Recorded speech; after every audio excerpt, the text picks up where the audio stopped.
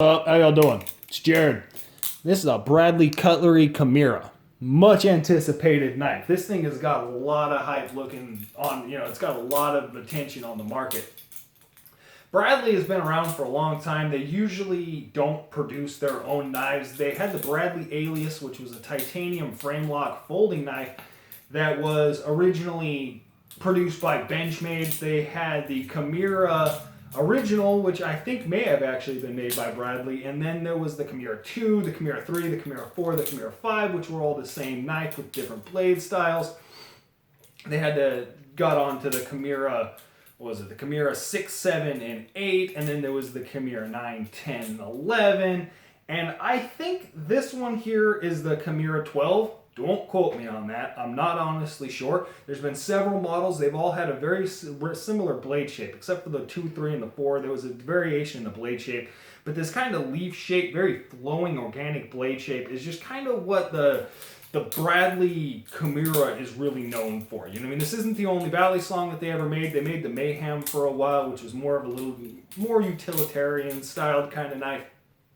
But this has been popular, and it's obvious why, because it is an attractive blade shape. It just looks really good. I do like the way, just the lines and the curvature here and everything. I'll get further, I'll get down onto it in the table, down on the table. But it's a very useful blade shape, and it works really well in the balisong. I think that's a really cool thing. The reason that this particular knife, I think, has so much interest in it, so many people are really curious about it, is the price point. The fact that it's made in the United States, it's got quality material, you have a 154 cm blade, and it's $120. That's a really good price for the materials, for the amount of fit and finish. Again, I'll get down and get further into that down when I get onto the table, but it does have that quality for the price intrigue to it. That it's going to call a lot of attention. It's going to attract a lot of people. And because of that, I think it's going to have fans all over the board. There are going to be people that definitely don't like it. It is heavy. And that's one thing that I think a lot of people really need to consider is this knife is definitely a heavier flipper.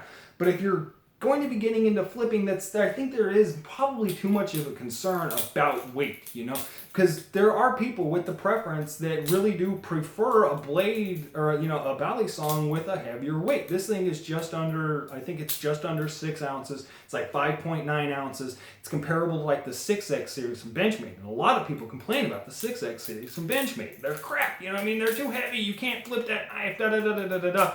And those same people are going to come along and say that this thing is excellent.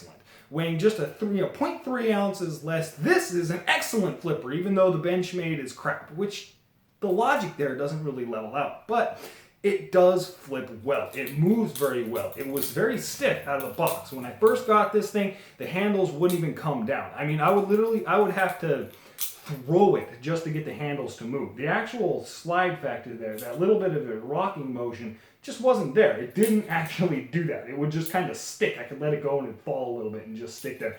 It took me a while to playing with it. It did have a long break-in period. It wasn't like I played with it for 20 minutes and then it started working. It took a couple days. I flipped this thing for a couple days. I beat it up. I dropped it on the floor. It took a lot to actually break it in. But once it did get broken in, once it is actually running smooth and everything's, just fitted the way that it should be, it does actually flip really well. It's really smooth. It does work well. I definitely like the overall design. There's some attributes that they gave to this thing over the previous models, the 6, 7, 8, 9, whatever, that I think they're just excellent just an excellent design choice. They did some really good choices with the overall design of this knife, and it leads it to having a good balance. I think it's heavy, but it moves through the air really well. If you prefer a light flipper, this thing probably won't be your preference. But realistically, I think if you're getting into balisongs, if this is going to be your first knife, something like that,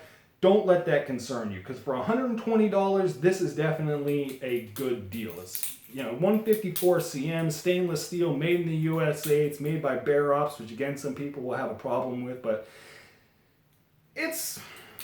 I don't, I like Bear Ops. I've actually got a lot of respect for that company. A lot of people don't, And I've got multiple videos on me breaking their balisongs. But I've dropped this thing on the floor. I have re-tipped it. Again, I'll show you actually when I get down into that, because I've beat it up a little bit, but it's taken it. You know, the tang pins haven't fallen out. They were a little bit off from the factory. You know, they're not perfectly centered. But as far as just overall, you know, general use, general, you know, holding up in actual just some light abuse that I've given to this thing, it's done really well, and I just really like the way that it looks. For $120, I got absolutely no complaints. So one of the coolest things about this overall knife design, the whole thing for me, is this latch, because I am going to go latchless. If you've ever decided to go latch, just take your latch off of a balisong. You've probably disassembled it, gone through a whole lot of stress, messed around, got a, you know, lost a screw or lost a piece, something like that. It's just a hassle, you know, because you do have to disassemble the balisong to get that latch out.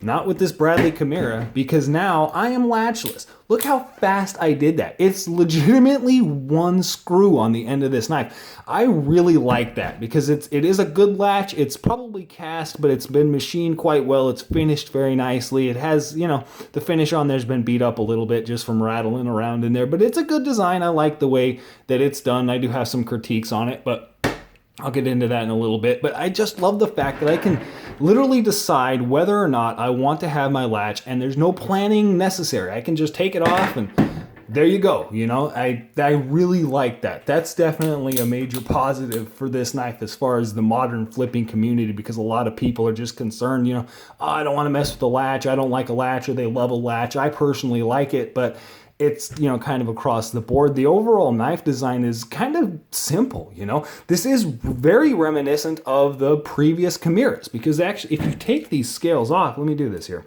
If you actually pull these scales off, it's just a matter of screws. Let me, hold on, I'll come back to you.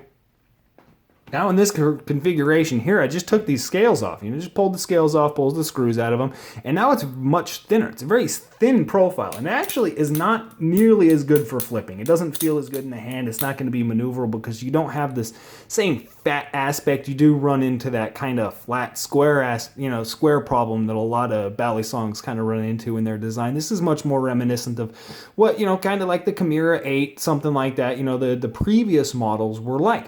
And it, you know, I like the fact that this is still an option. You can take them off. I don't think too many people will, but it doesn't feel bad in my hand because it is nicely finished all the way underneath those scales. All of the corners have been rounded off. Everything's chamfered.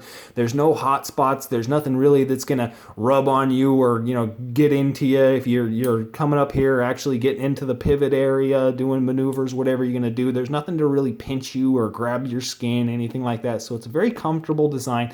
It's not quite crowned, you know, it's not completely rounded, but the edges on all of the blade have been chamfered, so they are broken 90-degree edges, so it's not going to rub into you, it's not going to hurt you in that aspect. So it's just, it is very nicely finished as far as that aspect. You know, the just finish on the actual knife is definitely nice. I like the way that they did that, and just being able to take your scales off just adds a little bit of cool factor, but I'm going to put them back on.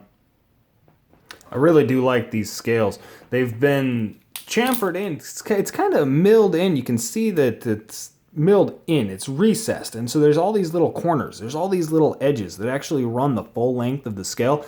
And so no matter where you're at, you've got a lot of spinning grip. You know, you've got a lot of traction in this direction here, actually spinning it in your hand because of all of those little ridges, as well as this center line here, which just, I can feel that. You know, I can feel it, and I can actually use that little center ridge to flip the knife around. If I'm, you know, getting into something like a fan, I'm going to try to fanning it, something that if I can actually get this thing to work, whatever. It's good for a good boost, you know, just a little bit of throw. They've got a lot of grip in the design here, which I really like, because some designs just don't quite add enough. You know, a lot of balisongs designs, not a lot of them, but some of them are just too smooth. You know, they just don't have enough purchase. This may actually be on the rougher side. There may be some people out there that say this is too much. You know, you don't need this much because you have to be able to slide around. Those people are better than me. There are more skilled than me. For my skill level, for what I can do with the balisong, I absolutely love the amount of grip that these things give me. And it's cool because G10, colored. You know what I mean? You can color this anything you want. They've got black, brown, a whole array of colors. They may come out with some more in the future, so I definitely like the fact that just how easily these scales are removable. It is a decent quality G10. They're not finished absolutely perfectly. You can see there's a little bump there, and there's another one down here, and then they are mated quite well. However, from the box, actually from the factory, one of these screws, I'm not sure which one it was, but one of the top screws here wasn't set into the G10 all the way, and so it was actually holding the G10 up off the scale a little bit. You know, I just undid the screw, tightened it back down, and now it is a perfect mating all around the knife, which I do appreciate that in the fit and finish. But I mean, again, it's a $120 knife. You know, you're getting a lot for your money in that aspect. I do appreciate it. The tang pins aren't perfectly lined up. You can see that you can see how much it's sticking out there on one side, and it's the same thing for the actual, the open tang pin as well. They aren't perfectly centered, but that's how they came from out of the box. You know, they haven't actually moved. Which, here's the box. If you want to see that there, check that out right there. Bear Ops, manufactured by Bear Ops, Bradley Cutlery, made in the USA. It's the same box design, same green Bradley Cutlery box they've always been, except for that little Bear Ops logo there has changed. You notice I stuck the latch back on this thing as well. And the latch is good. It works really well. It holds tight. I can disengage it really easily with my pinky. That wasn't originally out of the box. It was a little bit harder to actually disengage and maneuver that latch, but that's a good thing because it just gives you a longer longevity in the actual life of the latch itself. It's going to hold tight longer, and so I really do like the fact that it was a little bit harder to do out of the box. I don't like how it sticks off the bottom. I don't understand why it's a disc, because it's a full disc, which means it protrudes, sticks off, this side at the bottom. And they had to make it round because if they'd have only, if they'd cut that off and made this flat, then if you did decide to actually switch this to something like a Manila style balisong and put the latch on the safe handle, then it's not going to work because you're going to have this lump sticking up on one side and you wouldn't on the other. Why they didn't decide to make this the design of a traditional T-latch so that it didn't have to stick up off the end of the knife like that, I just don't know. But it does work. It is a good latch, and it's just so easy to take on and off. I am a fan of the T-latch just because it offers so little as far as weight on the end of the handle. It makes it for more neutral in the weight distribution between the two handles. And with as far as distribution goes, check out the barrel spacers. This thing's just using 2 standoff stainless steel barrel spacers. And that, again, is a good design attribute. That's a good thought because these handles are heavy. There's not a lot of milling. There's a couple holes drilled in them for the screws, but there's not a lot of milling. There's not a lot of weight savings in these handles. And stainless steel is heavy, especially for something like a balisong. That's where the weight of this overall knife comes from. And so not adding weight, not adding back spacers, not adding extra weight in the back there, not adding a spring latch, going with a T-latch, these are all good decisions to add to that more neutral balance, that good feeling just flipping in the hand. The balance point on this knife is, you can see that? It's just a bit blade heavy. It's not quite on the same page. If I can find it, sorry. It's my 63. It's a Benchmade 63. You can see this is a further back than the Bradley. Bradley's balance point is just a little bit further forward, but I mean, it's almost negligible in the distance as of much, but you can feel that while flipping. This knife does feel a little bit more handle heavy than this one does, but I think it's just the overall weight balance, the distribution. It's not that 0.3 ounces. I'm not actually feeling the 0.3 ounces variance between these two knives. It's the weight, the balance, the way that this blade is shaped, the fact that it's fat, and all of the weight, the majority of the weight is in the middle of this blade, which does add to, again, to that handle heavy aspect, because if you look at something like this replicant right here, this is a BRS replicant.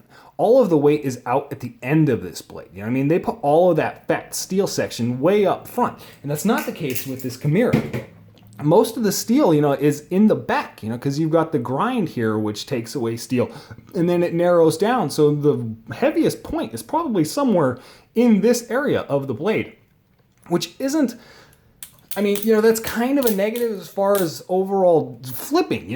That's not what flippers really are intended for. But with the design of this knife, the materials that are used, and as heavy as the handle are, as heavy as the the back end of this knife is, I think that this blade shape works really well for it. It's a good balance between that realm of heavy and in the realm of what you would still consider to be a really good flipper. I definitely like that. You can see 154 cm, 901.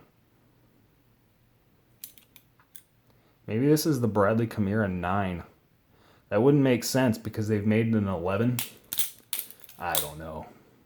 If anybody knows what number this is besides the 2018, let me know. I busted the tip up. You can see here, they didn't finish it. That's another critique I'll give this thing. Out of the box, the blade finish didn't come all the way to the end of the blade. You see that? Look at that. I mean, it's literally only finished up to that point. It doesn't have that problem on the other side. It is fully finished on the other side, whatever kind of bead blasting or coating they've got on this blade. It ends right up there next to the tip, which is just kind of a pain in the ass. I mean, come on, Baron Sons. You guys can do better than that. But the overall finish of the knife, it came sharp out of the box. It took a break-in period, but now that it is broken in, it's definitely smooth. It runs great. I am a big fan of this thing, and for $120, if you decide to purchase one, I bet you're going to love the shit out of it. Made in USA. Y'all have a good one.